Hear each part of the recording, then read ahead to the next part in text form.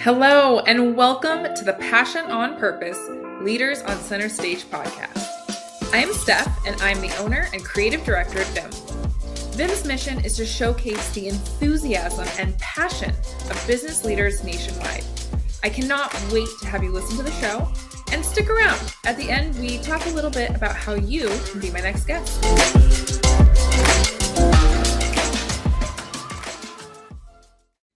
All right, we are back with another episode of the Passion on Purpose Leaders on Center Stage podcast. I'm so excited. We have a worldwide leader today, someone who is traveling the world and making big impact everywhere he goes. So I'm so excited to introduce the co-founder of Inspiral agency, John Abbott. Thank you for being here. Oh, it's such a pleasure. I can't wait to get deep into this conversation with you. I'm already kind of bouncing on my seat and the hands are a bit sweaty and palms going, oh, let's get deep in here. This is the conversations I love having. Good. Well, you're at the right place to dive in deep. And the fact that you can't wait is perfect because we're going to dive right in as we always do. And I'm going to give you my hard-hitting question. You ready? Okay. John, what is your why? My why is to help really raise the vibration on the planet. And the reason, I guess the mission behind that is to help transformational speakers reach more clients and create greater impact. Yeah. Where does that passion to help? Is it the helping others is the passion? Is it speakers in particularly? What part of that fuels your, what is the deeper passion behind this transforming speakers, right? It's such a specific vehicle to fuel your passion. What's behind that even deeper? Yeah, I guess it comes through events in my life that kind of led me here. And at some stage in my life, about 2009, the global financial crisis, I had the opportunity to let go of, a few $1 million worth of, let's call it products and businesses. Just let them go. There was time for them to leave. They were removed from me fast. And over the next 12 months, the only thing that I could see that was still there, that was still the thing that I actually really loved doing, and the thing that continued to actually work and kind of go this way, keep going this way, keep going this way, and it kept working, was a marketing company where we were promoting some extraordinary speakers around Australia and really doing some amazing work with human beings and helping them change their mindset around abundance and money and investments and entrepreneurship and just uplifting them in ways that you can't deny the excitement of seeing humans evolve, and that just continued. I just went, okay, well, this is clearly where I've got to go, and that became where the next 10 years, next 12 years have kind of led me, and journeys from Australia and relocating to Bali for the last 10 years and rolling this out online and having an agency that now does it with the biggest speakers in the world is like now, I guess possibly part of the ultimate side of this is like, these are the things that I aspire to have, Anthony Robbins as a client, like we now have as a client, and you're going to go, wow, okay, now we're playing, this game at the highest level. And now what else is possible? So like that curiosity of what's possible next, what's possible and what's possible, that just fuels that every single day. I love that you had this moment of, what's the best way to say it? Like everything was stripped away, right? It was this almost scarcity moment of, okay, I got to figure something out. You had the foresight though, or the introspection to recognize, well, out of all the things I've done thus far, what is the thing that I felt the best about and that I could profit from, or that I could, actually create a business from? There's this, maybe you know it, but I just heard of it. One of my previous guests And then I just, the law of attraction, saw it on my phone on a, scrolling social. It's the intersection between what you're passionate about, what you can give to others, and then what you can profit from. It's called like Ikigai or something. Do you know what I'm talking about? Ikigai. Ikigai. Yes. Yeah. Yeah. That is becoming more and more in the forefront of my sphere, because we talk so much about passion, intention, and then of course, right, in the world I'm in is some sort of, result driven. So a vote, income, revenues, and stuff like that. So I love that where do you think that introspection to not just find the next quick buck came from? It was that when you get hit, what I call it, when life hits you with a Mack truck, everything stops, and you can't do anything else than stop and look around and ask a better question. And I thought all of the things that I'd been doing to grow all these different businesses, and I had 5 or 6 different companies at the time. I had altogether close on 100 staff all across Australia, and all sorts of projects. And I thought that this was my success. This was my road. This was the thing that I was meant to do. And the ego was well at play. Not that I thought it was, because I was doing good stuff. I was doing good work with different people. We're giving back all sorts of wonderful things. But the driver and the thing that the lack that was driving that was the ego, and playing out that role. And when that happens, you have an opportunity to either try and fix it all, which I tried for a long time. For the next few months, I tried to fix it all. Yeah. But eventually you get exhausted and you realize, actually, this is unfixable. Or if you get hit by a Mack truck physically, you're laying in the hospital, you can't fix anything. You just got to lay there and you got to contemplate what the hell just happened. And then at some stage, you ask yourself a better question. So if that wasn't it, then what is possible for me? What else is there? And the moment you start asking better questions, now you're on the right track. Now you can start opening up to other possibilities. I had already found, one of those businesses was already doing that stuff, and I was loving it. And it was, in fact, it was the company that was driving all these other ones, to be honest. And it was the only one that survived. Like all the other ones died. And it was just really clear that I was so clear that this way, what I was doing with these ones was very money related and money driven, profits and stuff like that. Very masculine, push. And then this one was something else. This was heart driven. This was human evolution. This was community. This was, how do we get together, create more so we can give more back? It was all there for me, but I hadn't seen it for the depth of what it was for me at that time. And then when those other ones fell away, then it was obvious. This is it. This is the way to go.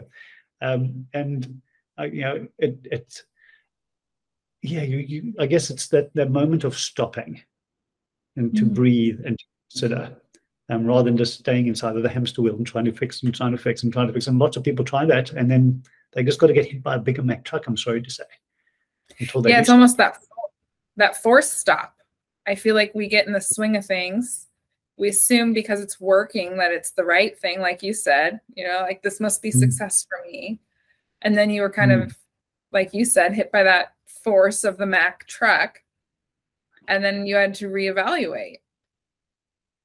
Totally. And this is the greatest opportunity in our lives. Like, we just had 2 years of that. The whole world had a hard stop. Like, how many people asked better questions about their life? So I think people listening to this, like, just consider the last 2 years. We had, so many of us had an opportunity to just stop and ask a better question. And I've never had more inspiring conversations than I have over the last 2 years with people I couldn't even talk to certain subjects about, because they just were not open to it. They were just stuck in this way of working and doing this thing a certain way. And because of the stop, now I'm seeing so many people, I call them popping, like just popping into a different different conversation, a different possibility for life. Yeah, I'm glad you called it popcorning. One of my previous guests, she actually calls it the popcorn effect. And that is, you know, when you see one kernel pop, you know, it really promotes everyone popping. And I'm feeling and I'm seeing this same shift that you're talking about, with more open-mindedness, more conversations around mindset, more is this enough type questions that we're having with ourselves. I oftentimes think, is that just, am I just being very intentional about the sphere I surround myself with? Or is this really a huge shift in the world? And I want to ask you, because you are traveling the world, you are speaking with individuals around the world. Are you seeing this more, or is it just that we are being very intentional around what we surround ourselves with? It's a bit of both, for sure. Yeah. But for sure, you know, when you see Anthony Robbins putting, you know, first UPW online, 23,000 people show up. The next one, another 20-odd thousand, and then the next one, I think he had 50,000 people doing UPW.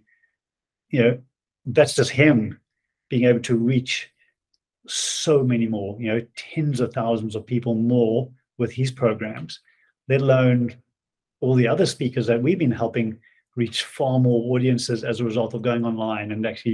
And people were interested, and people had time. They were interested to actually listen in and actually go into these programs and do this work.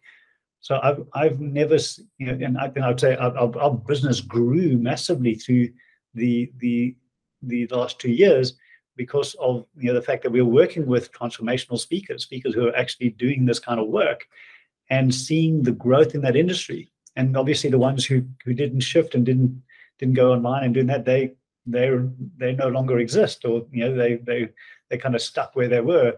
But the ones who actually said, wow, actually, what's the new opportunity? And, you know, can we reach more people actually by going this way? Can we actually change the way that we actually design our retreats and our, you know, our education systems and stuff like that, to be able to do that? And they did. And I guess the conversations I saw through that was one part. And then, like I say, the conversations I'm having with people in the street, there's a different quality of conversation happening, for sure. And maybe I'm attracting them more than I ever have, but they seem to be there more than I've ever experienced in my past. I feel that too. But I often question myself on, you know, is that the law of attraction? Which is, it's not a wrong thing. That's not bad. That's good. But I wanted to ask that because, for my own curiosity, I wanted to know if you're feeling that everywhere. Okay, a couple of things I want to unpack with what you said. For myself and the listeners, UBW, you shared that Tony Robbins has been doing UBW. Share what is that acronym? Unleash the power within. Unleash, UPW. Okay, unleash the power within. And now, so recently, funny that you bring Tony Robbins up. Tony Robbins and Dean Grassi. They just came out with their big event. Now, was Inspiral Agency big in helping with them with these recent online events? So we don't work on that end of the business. Got it. Just as a note, Tony owns 107 companies doing over $7 million a year. We're in one company. Got it. And we're in these coaching companies. So, yeah, we help the RMT, the Robbins Madonna's Coaching Institute, you know, put out the coaching certification for Tony. So people actually learn, you know, through Tony's mechanisms to be able to become extraordinary coaches all the way to mastery levels. And we sell that and we market that and we actually do that. So, yeah, we're on the down, like the down line of what goes out into the public face of their front end marketing and those big events. Yeah. The event, I can't remember exactly what they called it. It was something about Thrive to Thrive or something like that.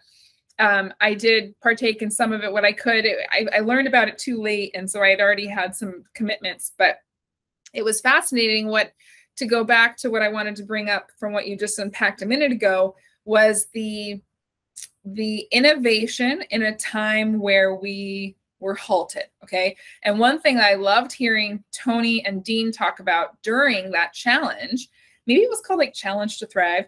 But during that challenge, they talked about the innovations they made with these devices. And so we cross-post this on YouTube. So anyone watching, you'll see I'm holding my phone. And he actually, Tony, and I'm sure he had a whole team of individuals helping create this, but they actually made it so when you shake your phone, it emulates the clapping noise for the speaker digitally. And there was even more things. I can't remember all of the things that they were innovative to start creating as, okay, we are locked down. We can't get in front of people like we normally can.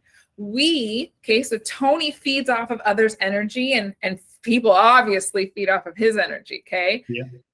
But now that energy is stripped away. And so how innovative it is to be like, what do we have to work with? Okay, let's start shaking our phones and let's feel that energy that physically this motion creates. It's movement, it's real. And during the challenge that that I experienced with Tony and Dean and all the great guest speakers that they had us getting up, had us standing up, had us screaming.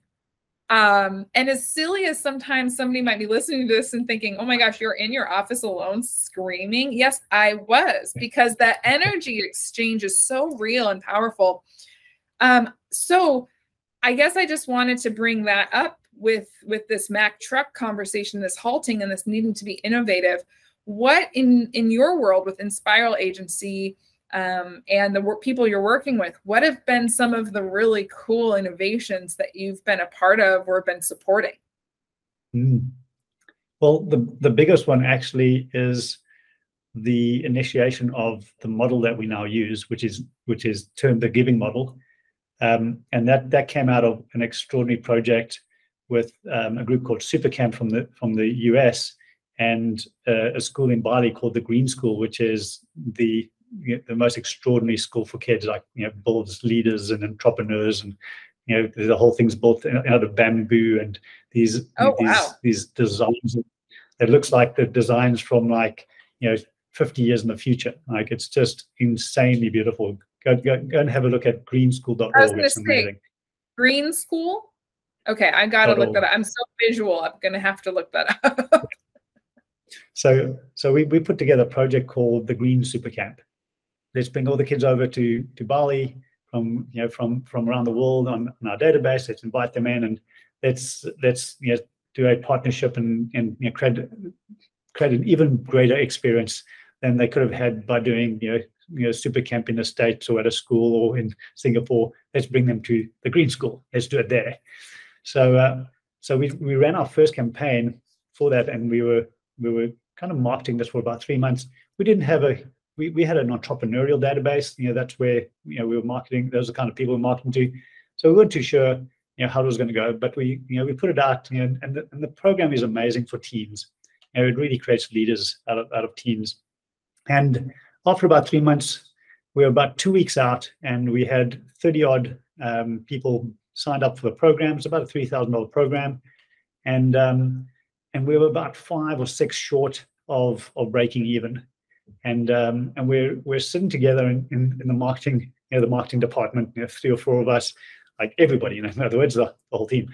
It was just my mum and I. I'm just kidding. We're throwing ideas around. What can we do 2 weeks out? All the marketing that we've done has done the job to get us those 30, and now anything we're putting out was kind of like crickets. You put some marketing out and nothing's going to come back. So this is where I guess those moments of, it's not, I wouldn't even call it desperation. There's a pressure. There's a stretch of possibility, like what's possible here. In 2 weeks, we need to find 5 more people to break even, and we only needed them at half price. We didn't need them at the 3,000. We can do it at 1,500. But we've done all of those marketing things already. We had to buy one and get one free, and we've done the super early birds, which is 50% discount. So like, how were we going to do this? And something just kind of flowed out, and I had no idea where it was. It kind of just came out of my mouth, and I couldn't take it back because it was already out. And I said, like, why don't we just run a contest and let's give one away? And everyone looks at me and goes, what? we're trying to break even. We don't want to give any more away. Like, there's a cost here.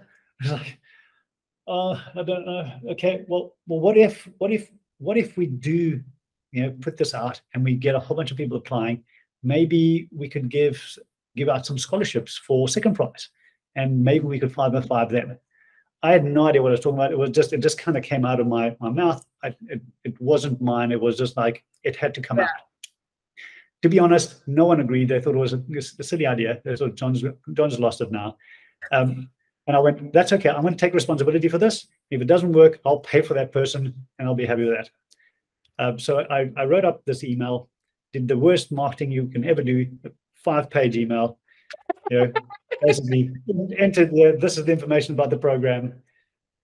I had no more time. I couldn't build a page and all that type of thing. I just had to do it.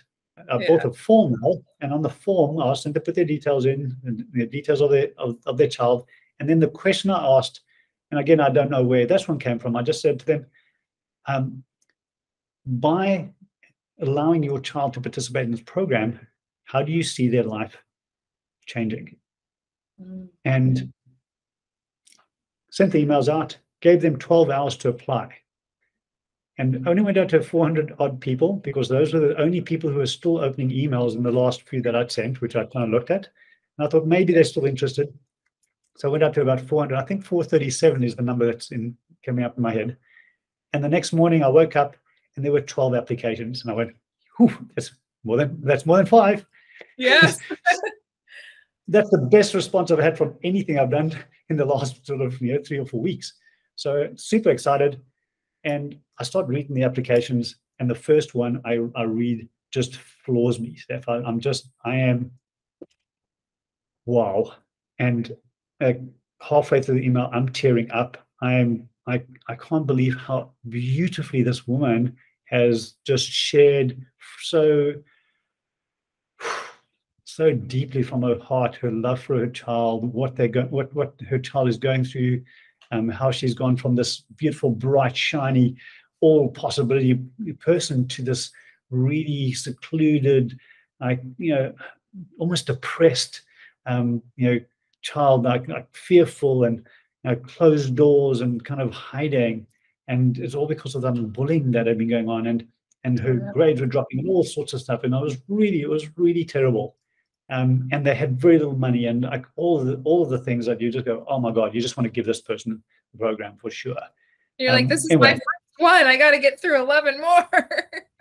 That's exactly like, I hope the next 11 is easier than this first one. Half a box of tissues later, and I get to the end of it. It was just insane. And for sure, we gave the first prize full scholarship to that lady. It was amazing.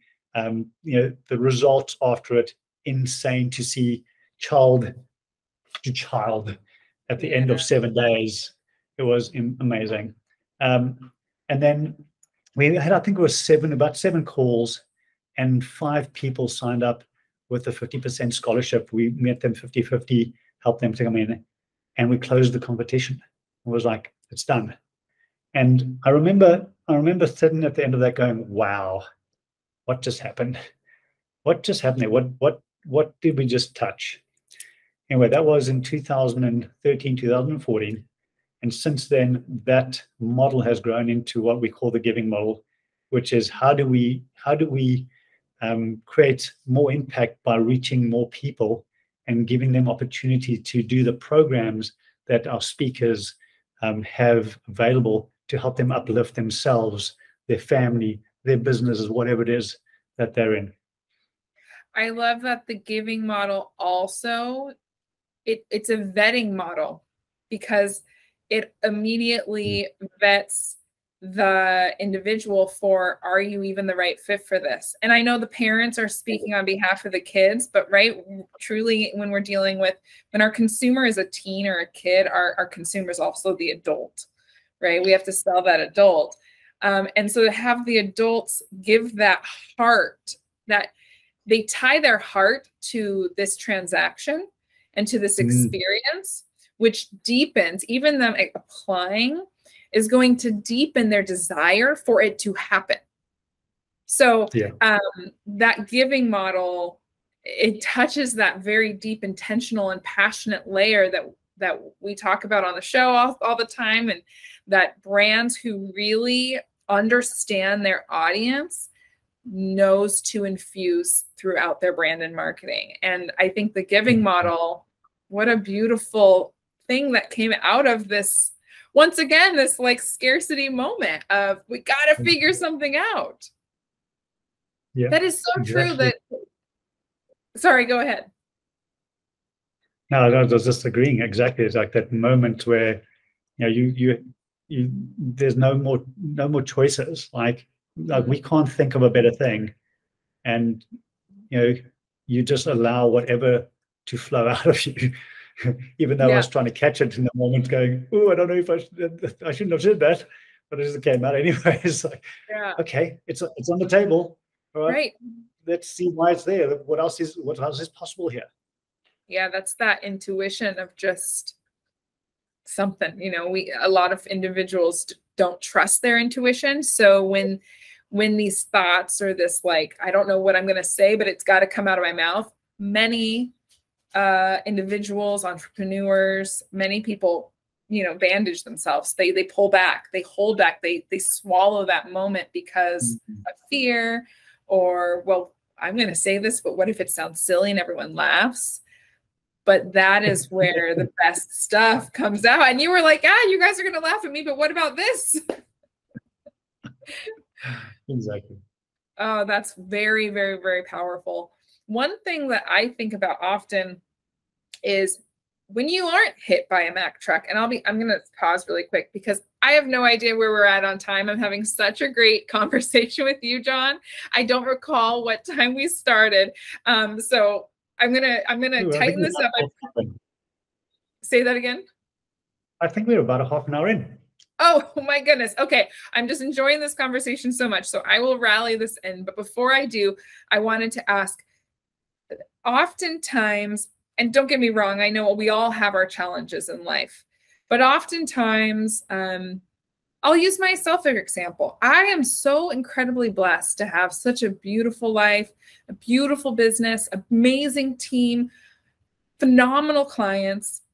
And so sometimes when it's like sometimes I desire to be hit by a Mack truck, but I don't want the hatch to fall. I'm like, I want that press, but because I know so much amazing can come out of it.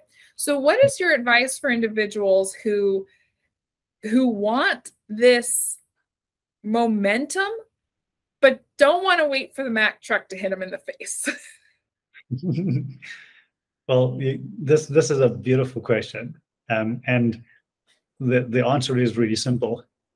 Listen to the feathers, the whispers, because they're always there. We're always being directed. And you know it, because like you'll have somebody say something, I call it the magic threes, where you hear something 3 times. If I hear something 3 times, quite often in one day, it's like, I need to pay attention to that. Or it happens over a few days, or something happens where you're going to go, that's really interesting. So like something will grab your attention. But so many of us are too busy doing this. It's like, oh yeah, I'll get to that later. Oh yeah. And I guess my answer to that is, let's slow it down. Let's create the space. We're so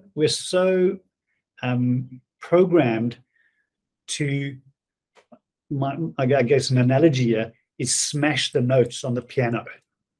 And it doesn't matter if you can play Bach. If you do it all in one smash, it doesn't sound good at all. What makes the music is the spaces between the notes. And if we can just create more space between our notes and create more of that, the quiet, because when you're not hitting the notes, it's quiet. Yeah. Allow that quiet to give you that, that word you said, intuition. Allow those intuitions to kind of show up. Allow yourself to hear it. And if you still don't, that's okay, because I also believe everything happens in threes. The Mack truck is only the 3rd level of like, hello, you didn't hear the first two. So the first Yeah. ones are the whispers and the feathers. The next one, I call them the brick. It hurts when you get hit by a brick. It really Yeah. does. And most of us still push through that. Like Yeah. you'll go down with a cold, or you like you'll be, you'll have like a, and you'll just take pulls and like, I'm going to go back to work, and we just push through these things. Or like we just had this with one of our team members. She has 4 computers broken everywhere, and even the one that she tried to fix is so slow. And then like she was trying to get to the Mac stop, and like the guy on the, we call them Gojeks, the little scooters in Bali, it's taking it, and he's driving so slow for her. I'm going, Andrea, this is your brick. It's a message to slow down. It's like it's everywhere for her, but she, like she can't see it because she just wants to get the job done and she wants to go through that and push. And the signs are there. It's our job is to see the perfection in the imperfections. That we go, oh yeah, no, that's, we'll just push part of it. These are beautiful imperfections. These are signboards that have big X's on them saying, don't go this way, or big sign ones with like arrows go that way. And you go, yeah, I'll get there later. It's just, let's slow down. I think it's a shift. If I can put it one further, and this is maybe going a bit more woo-woo, but this is like the shift between the masculine energy of push and profit and success and do it all now, and to a feminine energy that can be shifted into that, like a balance. Like that's all I want. I'm looking for balance here. It doesn't have to be a pendulum swing from one to the other, but a balance between the two. And I believe that that's available to us if we're all willing to just to feel both, and actually use the masculine when it's useful, but then tap into the feminine when it's useful, to like be able to become a bit more of a feeling being, because that's what we are. We're emotional feeling beings. And how often do we use that? So hopefully that kind of gives you a bit of a, I love that answer so much. If I had more time, I'd want to unpack. I definitely want to introduce you to my guest who was on the show a few weeks ago. She specifically, I think, would be amazing in your sphere. She speaks a lot of the masculine and feminine energy, right? Not masculine and feminine meaning female and male, but the energy of how we approach things or how we receive things, especially in business, and the power that you can play when you balance those. She does a phenomenal, I think you guys would geek out together beautifully. Yeah, I definitely want to connect you too. So to kind of wrap things up, I want to, the word that keeps coming to me when I think, John, what is his passion? If I had to sum it up into one word, I feel like it's impact. Does that resonate with you? Yeah, it's contributional impact. Contributional impact. Contributing to the impact. I love that. So in a nutshell, I just want you to kind of help wrap us up in 2 things. In a nutshell, what is it that Inspiral Agency does? Who do you serve? How do you serve those individuals? And then what is a really good introductory way for listeners to get to know you and experience what Inspiral Agency does? Beautiful. Thank you. So maybe we start with, who do we serve? We serve people who are clear that they have a gift that they want to share with the world in the transformational space. It's human evolution. I call it the transformational space. That's who we serve. What we do is we help them create more impact by reaching more people and allowing more people to evolve through their programs. Who, the what, the how we do that is through the giving model. The giving model allows us to run mechanisms and scholarship programs and funding mechanisms that allow us to bridge the gap between potentially where somebody who can afford it versus somebody who can't afford programs, and actually be able to bring more people through as a result of being able to bridge that gap and have conversations of inspiration and purpose with those people who may not have worked out the money game but have all of that inspiration and that heart to take it forward. And you want to support them. This is a beautiful way of filtering that and helping more people create that. And what that does is creates that beautiful processional effect that Bucky Fuller talks about, which is that 90-degree effect when you drop that pebble in and you affect this one person, and how that ripples out 90 degrees, and you have no idea what that will be. That's the impact on all those people and individuals and events that you could never, ever have planned. So you help individuals in the transformational space, coaches, speakers, educational yes. authors.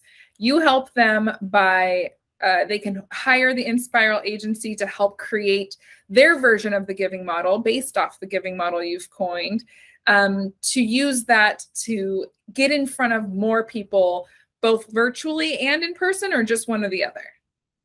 Oh, both. Fantastic. I love that. And what's a really good way for those listening that wants to dive deeper into your world? Like, what's a good intro? So this is brand new. In fact, it's not even out today. It will be there next week. And hopefully when listeners get it, it'll be all there. So It's called the Impact Scorecard. It'll help you see what kind of impact is available to you in your current business, or potential with the kind of business that you're growing. Wow. I love that. And impact in, okay, I'm so excited to do that. I'm going to have to do that impact scorecard. I have had such a good time talking with you, John. Yeah, likewise, Steph. It was absolutely fabulous. It has made my evening. Thank you so much. I love to. It's your evening and it's my morning. So this has made my day already. So I really, really appreciate it. And I know we will talk more. So listeners, until next time.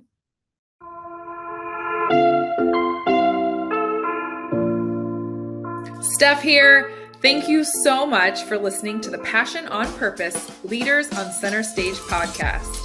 If you are a successful business owner and you lead your business with passion, we'd love to feature you on our show. We'd love to share with the world what makes your business great and how you have intentionally led passion throughout your business.